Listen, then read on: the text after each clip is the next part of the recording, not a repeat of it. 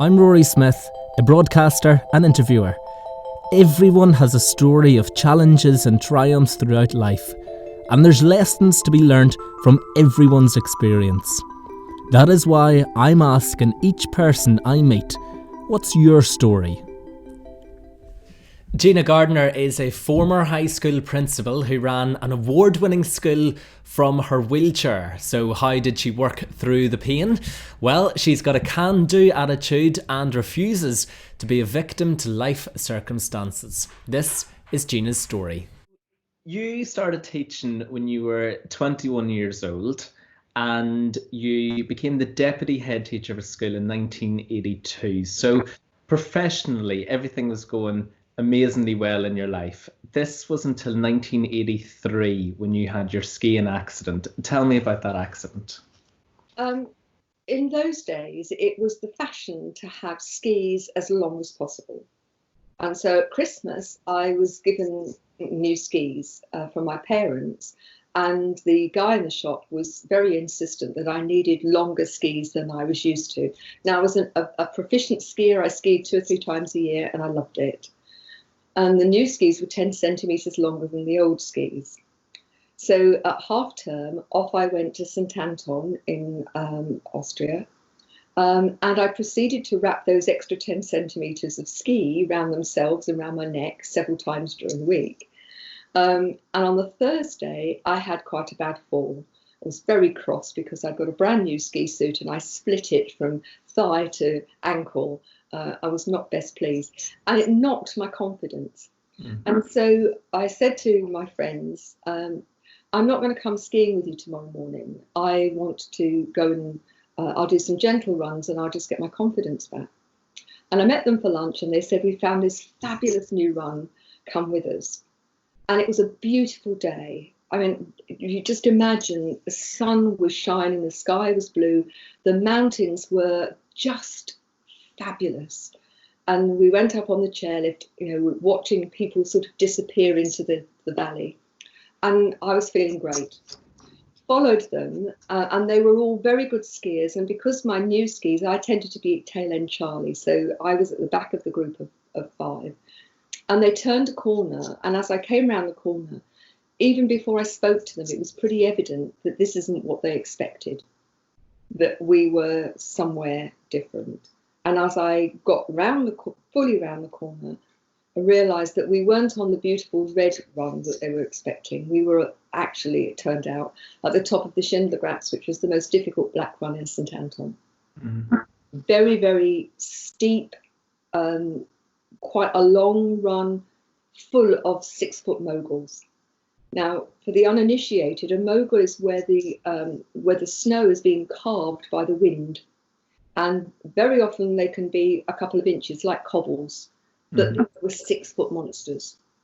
And the only way to ski and get down, and there was no way back, you couldn't go back, we'd skied too far to get back a different way, was to turn on the top of the mogul and then slide down. And because they were so steep, you had to really time it well. And I just muffed it, and I ended up skiing about a third of the slope, and then I had a bad fall. And it took me about 20 minutes to retrieve my ski and then make my way again skiing down to where my friends were sitting, each of them on a mogul, rather like an elf sitting on a mushroom. So I took my skis off. They were all smokers, and so they were all they called it a bindings check stop. But what it was actually was a fag stop. I don't smoke and never have done. So I took my skis off and I sat on the mogul and we were just chatting and enjoying the sunshine. And the top of my mogul gave way. And I found myself falling. And because it was so steep, there was nowhere to land. The last thing I remember is a scream. And when I woke up, I was significantly further down the slope. And it took my friends a long time to ski to me. Now, the one good thing about this is that between the 2 falls and the bit of skiing that I'd done, we were almost at the bottom of the run.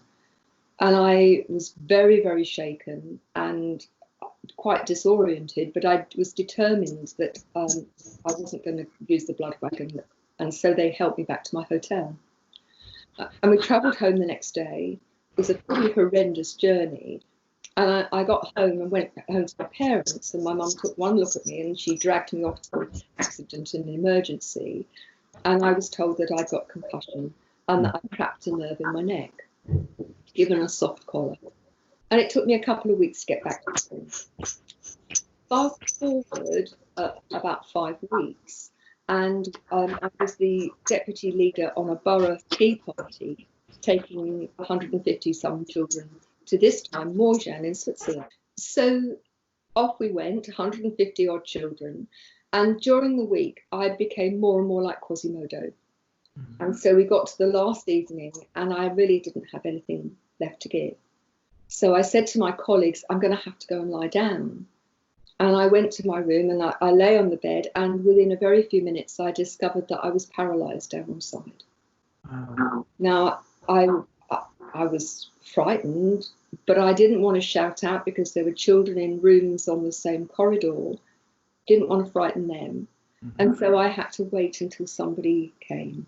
And when you say paralysed, describe what that means and how that feels in terms of the connection between what you want to do in your brain and your body not doing it.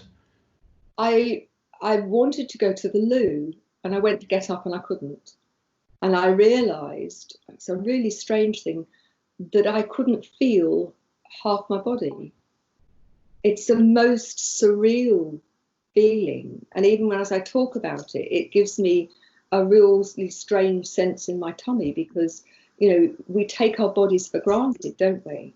And, you know, getting up off your bed to go to the loo is something that we do, and there's no conscious thought about it other than, you know, the signal that says you need to go to the loo, and up you get. But I couldn't make anything work. And when I tried to even sit up, I found I couldn't. And to say, when we talk about, you know, I was terrified, we use that conversation, that vocabulary, don't we, in a whole range of, you know, I watched a film and I was terrified. You know, I read a book and I was terrified. But when you suddenly, you can't move, and I couldn't, because the ski accident had been several weeks before, I didn't make the connection at that time. Just suddenly my body wasn't doing what I wanted. But I recognised that I didn't want to frighten the children, so I had to wait for somebody to come to me.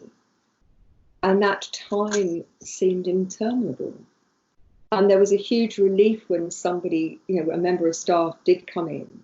I mean, then all hell broke loose. I was carted off to the local hospital, and I was then sent on to Geneva University Hospital.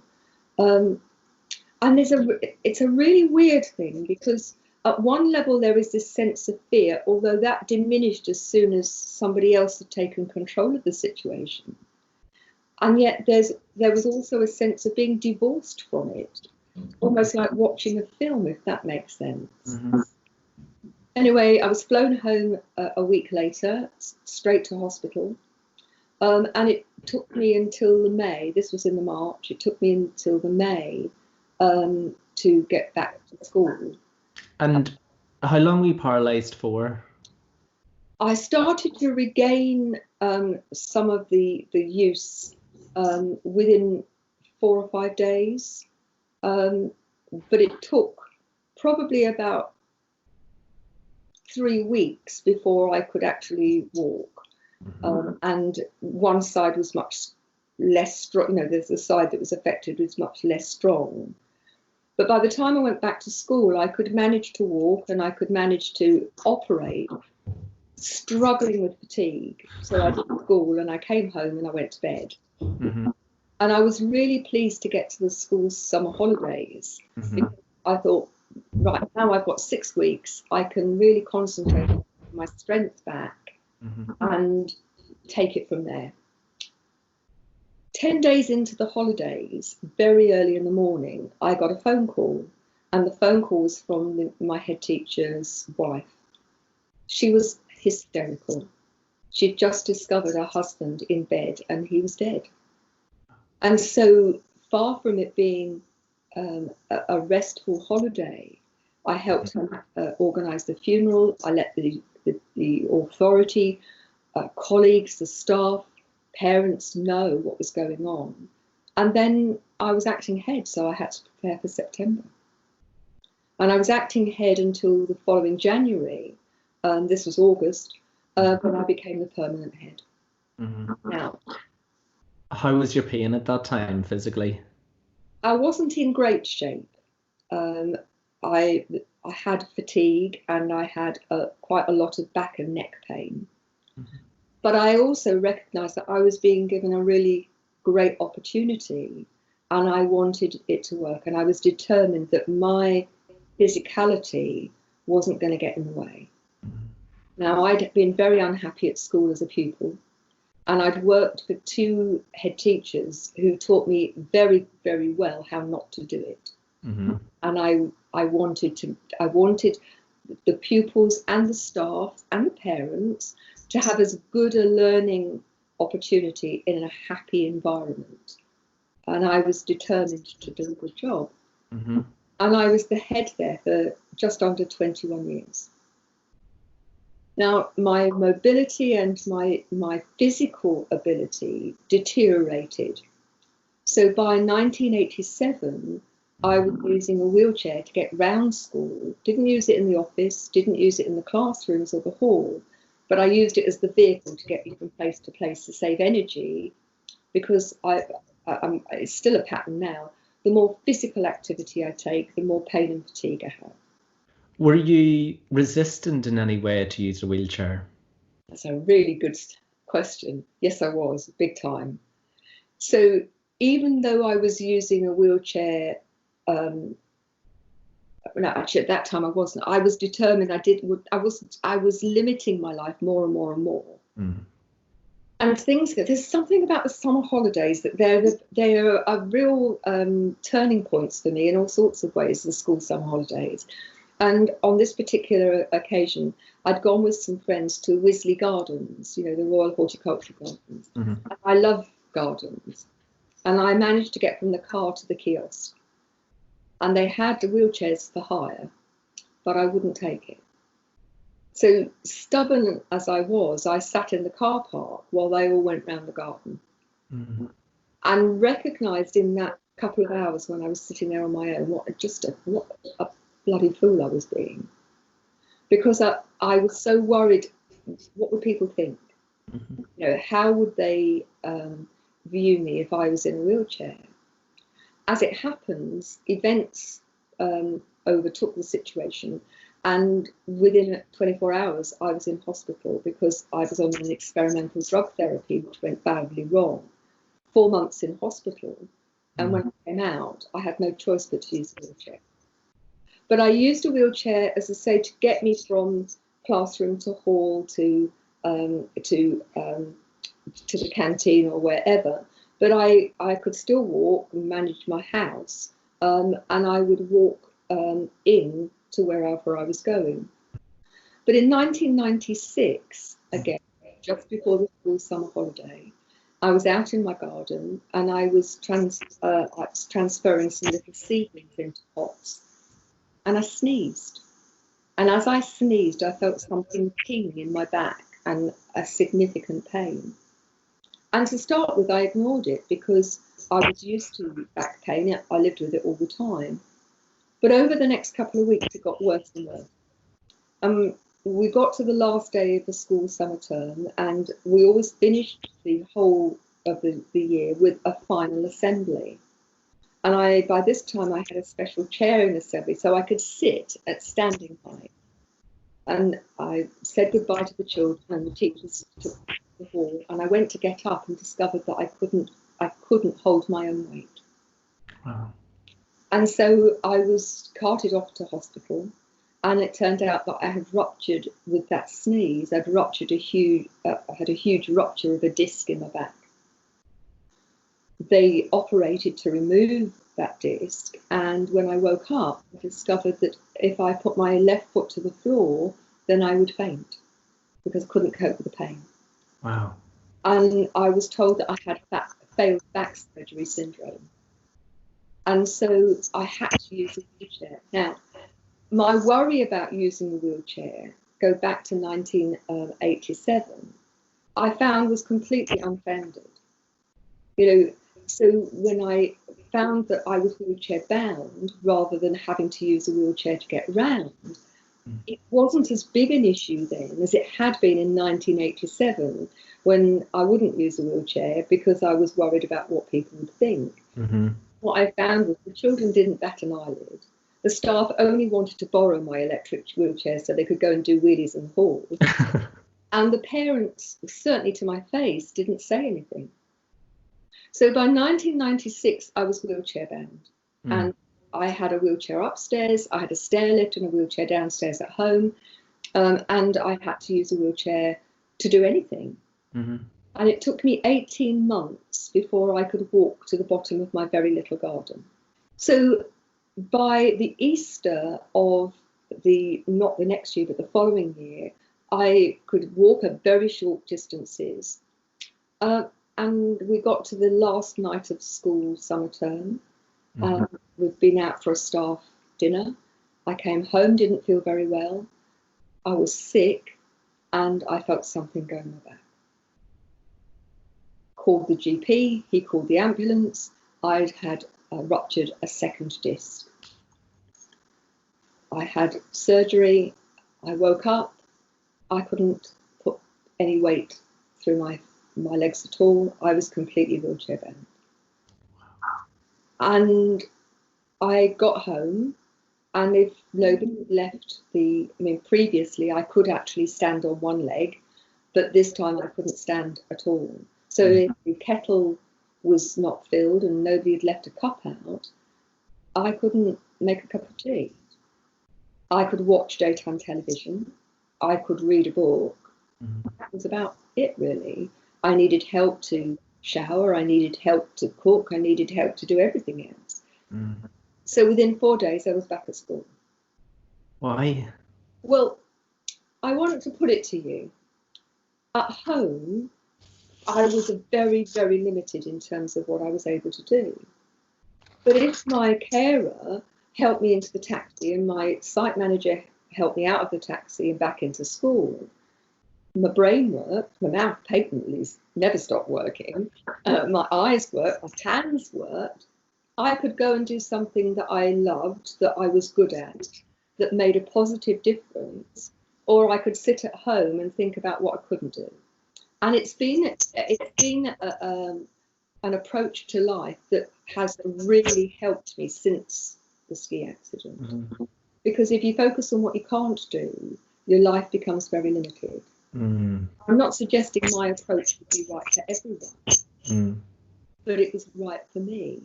At that time, did you feel any anger or resentment? It's an interesting question.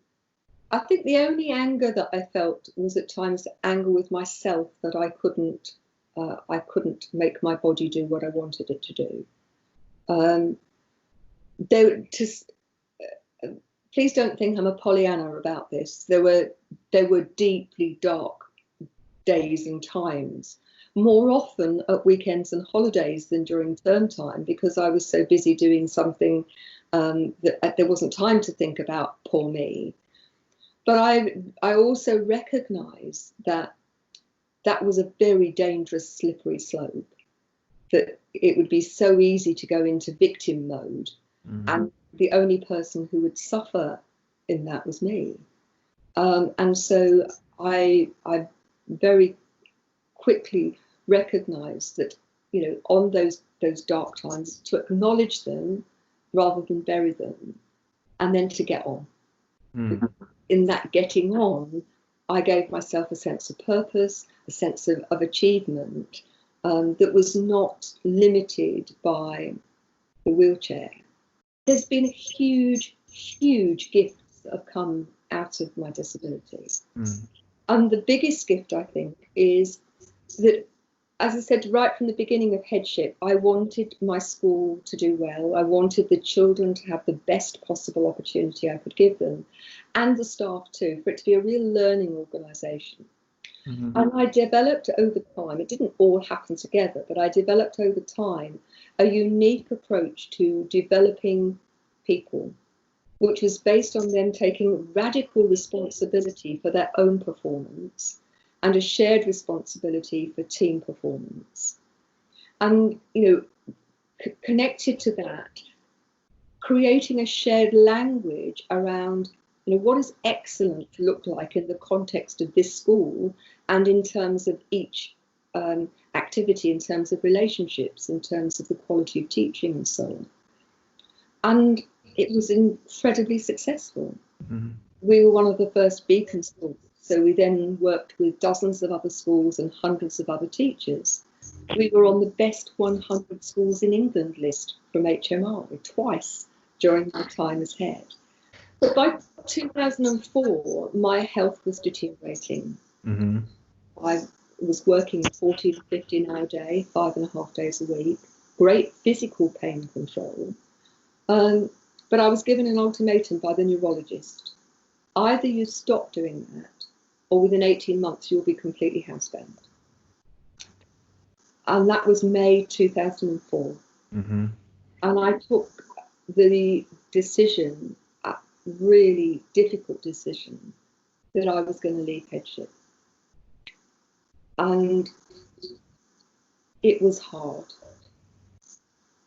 I struggled. How much? Because I was back to being the overweight, full of eczema, angst-riddled 14-year-old. Who was I when I wasn't being a teacher? Who was I when I wasn't being a head? What was my identity? What value did I have? And because I was so poorly, I couldn't work. I didn't have work to do because I was no longer a head. There was just this huge vacuum. What did you do? Well, I recognised that this was not going to work for me. And so I started to do an audit of my skill set, my experience, my expertise, the things that really interested me. I was already a qualified coach, and I'd done a lot of coaching and used a very much coaching style in headship. And so what I did is I set off to do a research project across industry. Were the issues facing industry in terms of the development of leadership the same as we faced in education? After all, by this time, I had a budget of 1.5 million. I employed almost 100 staff. In many ways, schools were like businesses. And so I went into retail, manufacturing, finance, insurance, local government, a whole range of industries, looking at two things. How did they embrace and grow leaders from day one when people walked in from the world of education into the world of work? And then how did they grow their senior managers? Did they do that internally? What approach did they use? And what were the issues? Well, you won't be surprised to know that the language and the widgets might be different, but the issues were identical. So I wrote my first couple of books, Kickstart Your Career, which was how to be the kind of consummate professional quickly, coming into the world of work, and manage your staff more effectively, which were a distillation of all of the approaches and strategies that I'd used in school so successfully. And they became my calling card to go into corporate world. And so between 2005, when I was fit enough to start working again, early 2005, till 2009, January 2009, I did life coaching and couple coaching, which, as I say, I've done a lot of all the way through. And I did training and facilitation and coaching in the corporate world. However, I had a growing sense that there were more people who needed help. I became more and more conscious of how many people were struggling with mental ill health. Over half the prescriptions in the UK are for antidepressants. the most common reason for male death under 42 is suicide. Mm-hmm.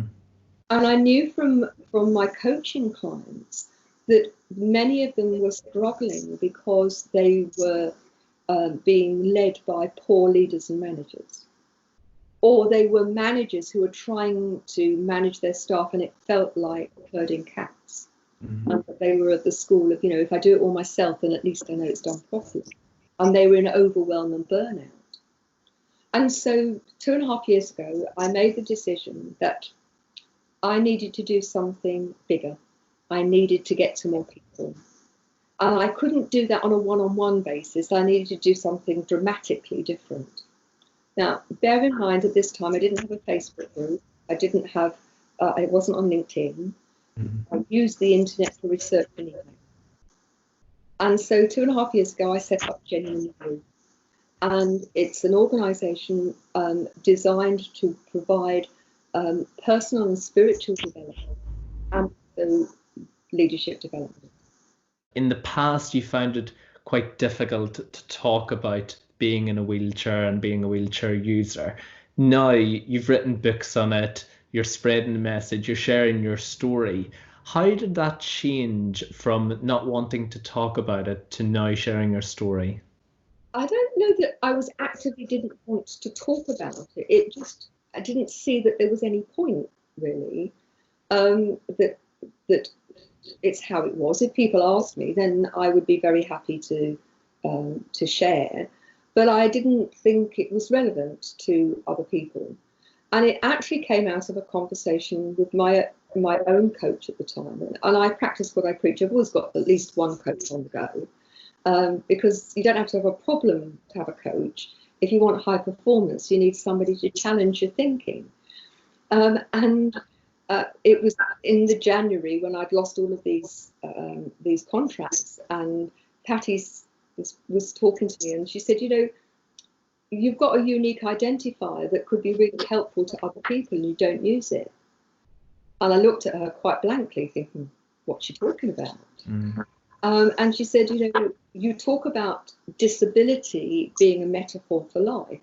That if you have a limiting belief, or if you diss your ability, that's very limiting. I'm not good enough, I'm not tall enough, I'm not rich enough, not clever enough, not enough.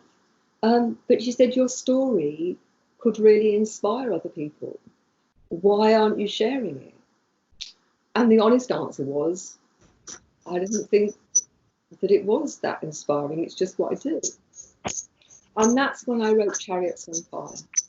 Now, the title is, for me, my perception of my wheelchair.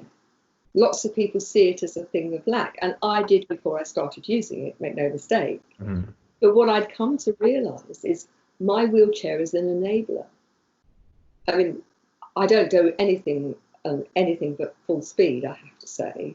And it is my chariot on fire. It enables me to travel. It enables me to do things which otherwise I couldn't do. And so what I recognised, and the feedback I got from sharing the story, was so profound about, people didn't have to be in a wheelchair for the story to be helpful. Because what it helped them recognise was that whatever life was offering them, it was up to them to choose. I use the analogy that we are the authors of our own life story, or our own life play script, if you like. Why the hell wouldn't you write yourself the part of a hero rather than a victim?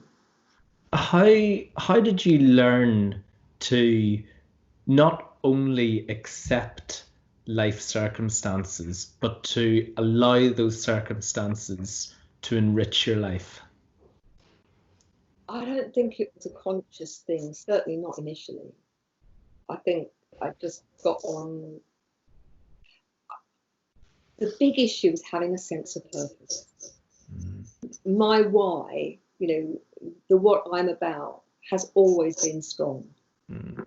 But focusing on the what I can do, but in the context of wanting to make a positive difference, whether that was as a class teacher or as a head teacher or as a consultant or a coach, as a trainer. And I think that has given me strength that I wouldn't have thought possible. Because if your sense of purpose is strong, even if you hurt, and mornings are like resurrection for me even now. They're not a good time of day for me. I hurt first thing in the morning. I'm very stiff. And it would be so easy to think, oh, I can't get up. I can't be bothered. But because my sense of purpose is really strong, then I do get up and I do get on. And the interesting thing is then I feel better. Has being a wheelchair user affected your ability to live a fulfilled life? No. Have I had a different fulfilled life than I might have had if I was able-bodied? Definitely. Is my life fulfilling? Very much so. Can I dance to salsa and go mountain climbing? No, I can't, but I can do other things.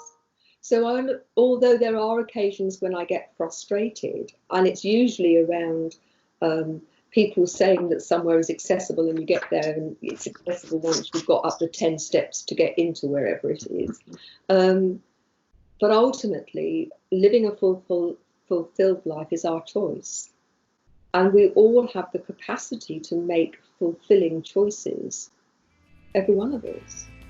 So whatever your situation, and I'm not making light of it, you can choose to live a fulfilled and fulfilling life. But you've got to make that choice actively, and making that choice means you've got to do something in line with it.